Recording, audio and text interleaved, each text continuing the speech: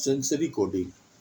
Our senses boil down floods of information into a stream of useful data. After our senses analyze information, our senses use sensory coding. Now, what is sensory coding? Important features of the world are converted into neural messages understood by the brain, also known as transduction. Uh, for this, you can do an exercise. Put pressure on your eyes, hold for a few seconds. The pressure you put on your eyes is encoded into visual features, not pressure. This is because the retina encodes visual information.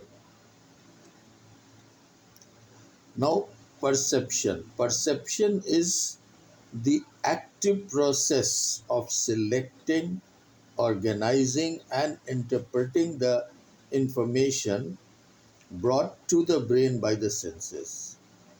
The perceptual process is a sequence of steps that begins with the environment and leads to our perception of stimulus and action in response to the stimulus.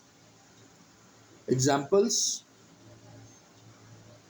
hearing your mobile ringtone, it's a sensation. Now, recognizing the song, that is perception. Hearing a voice is a sensation. Recognizing your mother's voice, that is perception. So, now we'll talk about absolute threshold. Absolute threshold is the smallest level of stimulus that can be detected. In hearing, the absolute threshold refers to the smallest level of the tone that can be detected by normal hearing when there are no other interfering sounds present. In vision, the absolute threshold refers to the smallest level of the light that a person can detect.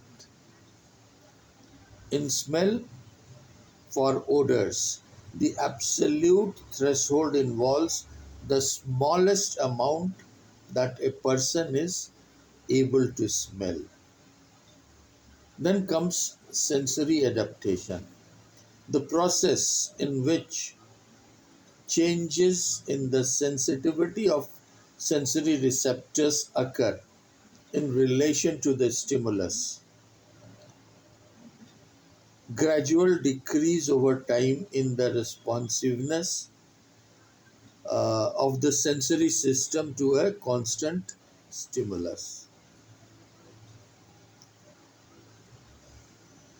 Perceptual constancies. Perceptual constancy refers to perceive an object you are familiar with as having a constant shape, size, and brightness despite the stimuli changes that occur.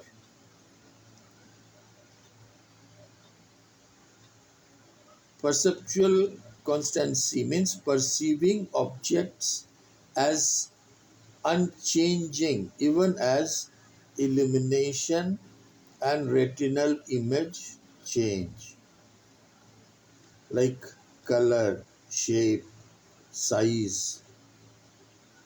If you see a door, the shape, size, design of the door will remain constant, whether it is in bright light or in a dim light or in dark.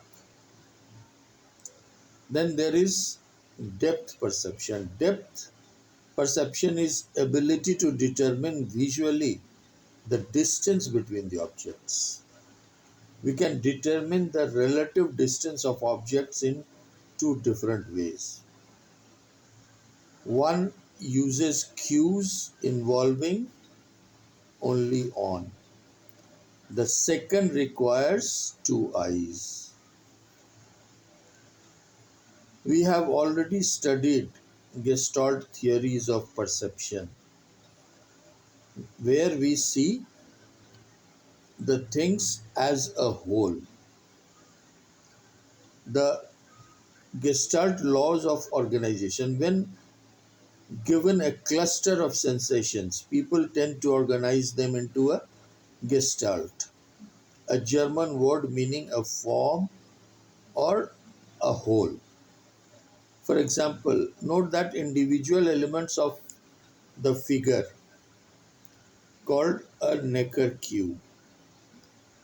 Gestalt psychologists demonstrated many principles we use to organize our sensations into perception.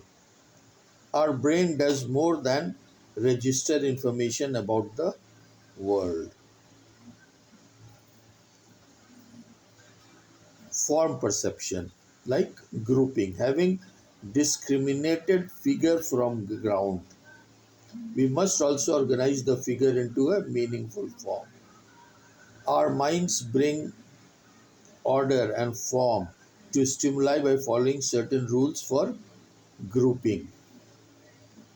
Proximity, we group nearby figures together. Continuity, we perceive smooth, continuous patterns rather than discontinuous ones. Closure, we fill in gaps to create a complete whole object. Similarity, elements that are similar in appearance we perceive as grouped together. Figure and ground, distinguishing figure from the base or the ground. Simplicity, when we observe a pattern, we perceive it in the most basic, straightforward manner that we can. Now, there are illusions also. What are illusions? The distinction between sensation and the perceived interpretation of those experiences. Psychophysicists use measurements of the physical and psychological quality of the same sensory stimuli. Sometimes reality and perception do not match, as in the case of perceptual illusions. The explanation of this illusion is probably partly influenced by our past experiences. uh, to expect that certain shapes are far away and the others close. Optical illusion. An optical illusion is characterized by visually perceived images that, at least in common sense, term as deceptive or misleading. While optical illusions can be fun and interesting, they can also reveal a great deal about the working of the brain.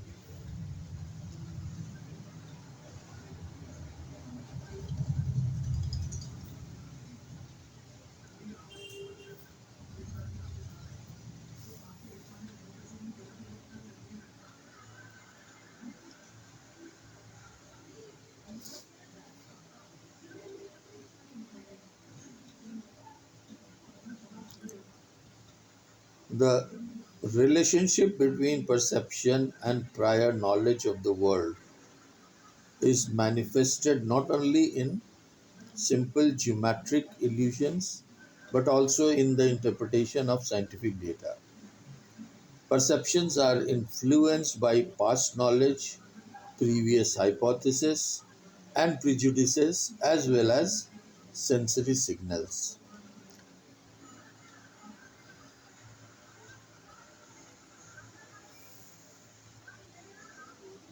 When we talk about the sensory organs, the eye, an important and one of the most complex sense organs. These sense organs are pretty much similar to cameras. A human eye is roughly 2.3 centimeters in diameter and is almost a spherical ball filled with some fluid. Smell. Molecules are released by substances around us. When they enter the nostrils, they can stimulate receptors located on the olfactory sensory neurons in the back of the nose. Those neurons send messages to your brain which identifies the smell. Taste. The entire gustatory system is made up of tongue, the papillae, taste buds, and receptor cells. Our taste buds detect only 5 chemical stimuli. On average, taste buds live for about 5 days, after which new taste buds are created to replace them. This change helps explain why some food that seems so bad in childhood are more enjoyable in adulthood. Now, our third topic, that is attention. Attention is a cognitive process that selects out important information from the world around us. The concentration of mental effort on sensory or mental events. The modern era of attention was introduced in 1958 by Donald Broadbent. Attention was the result of a limited capacity information processing system. The essential notion of Broadbent's theory was the world is made up of many more sensations that can be handled by the perceptual and cognitive capabilities of the human observer. In order to cope with the flood of available information, humans selectively attend to only some of the cues and tune out much of the rest. We can attend to one cue only at the expense of another. If we attempt to understand simultaneous messages, especially of the same sense modality, some sacrifice must be made in accuracy. It is even difficult to operate at peak performance when we are confronted with two conceptual tasks. For example, as in the case of mentally dividing a dinner check for 7 people are being asked for the time. Everyday experience tells us that we attend to some environmental cues more than others which are attended to and which are not seems to stem from some control.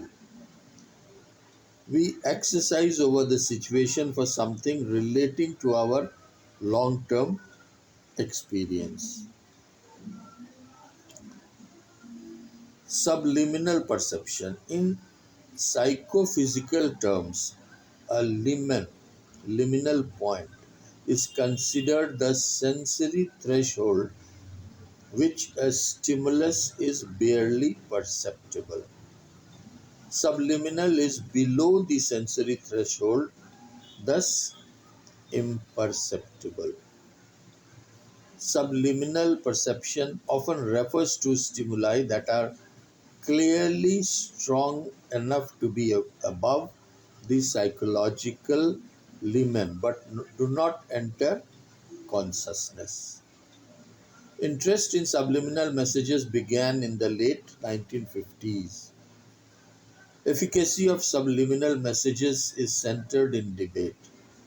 Studies of attention clearly shows that it is possible to retain information that has been neglected. The topic of subliminal perception is closely related to perceptual priming.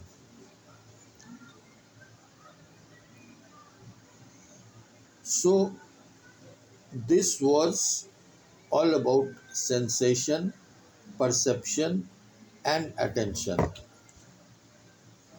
एक बार revise करने के लिए हम लोग इस तरह से समझते हैं कि हम बाहरी दुनिया को कैसे देखते हैं, हम क्या समझते हैं उनके बारे में, हम उनके बारे में क्या सोचते हैं, तो ये हम कैसे कर पाते हैं। सबसे पहले हम उस चीज़ को एक्सपीरियंस करते हैं, फील करते हैं अपने सेंसरी ऑर्गन्स के थ्रू। जो हमारे पास 5 सेंसरी ऑर्गन्स हैं, eyes, ears, nose, skin and tongue. या तो हम देखते हैं, सुनते हैं, सूंघते हैं, टेस्ट करते हैं या टच करते हैं। तो ये जो स्टिमुलस है एक्सटर्नल वर्ल्ड से हमको जोड़ता है, और ये जो स्टिमुलस है ये तुरंत एक न्यूरल स्टिमुलेशन में ब्रेन में जाता है। ब्रेन इसको इंटरप्रेट करता है और उसको एक मीनिंग देता है। तो ये जो एक्सटर्नल स्टिमुलस है उसको ब्रेन तक पहुंचाना और ब्रेन में उसको इंटरप्रेट करके वापस एक इमेज फॉर्म करना, एक मीनिंगफुल फॉर्म देना, तो ये परसेप्शन हो जाता है। और अटेंशन इसलिए ज़रूरी है कि दुनिया में हमारे आसपास चारों तरफ बहुत सारी चीज़ें हैं, इतनी सारी चीज़ें हैं जो कि हमें ज़रूरत भी नहीं है, और हमारा ब्रेन भी उतनी सारी चीज़ों को एक साथ इंटरप्रेट नहीं कर सकता है। इसलिए कुछ ऐसी चीज़ें जिनकी हमको ज़रूरत है उस पे हम फोकस करते हैं, उसी पे ध्यान देते हैं। तो ये जो ध्यान देना है ऑन सम इम्पॉर्टेंट फैक्ट्स और इमेजेस और informations, that is called attention. तो साइकोलॉजी में सेंसेशन, परसेप्शन एंड अटेंशन का बहुत ही इम्पोर्टेंस है। So that is why we make our personality, we behave in certain way, and we show the thought process, the learning, everything, and that is it differentiates an individual from the others. So that is all for this topic. Thank you.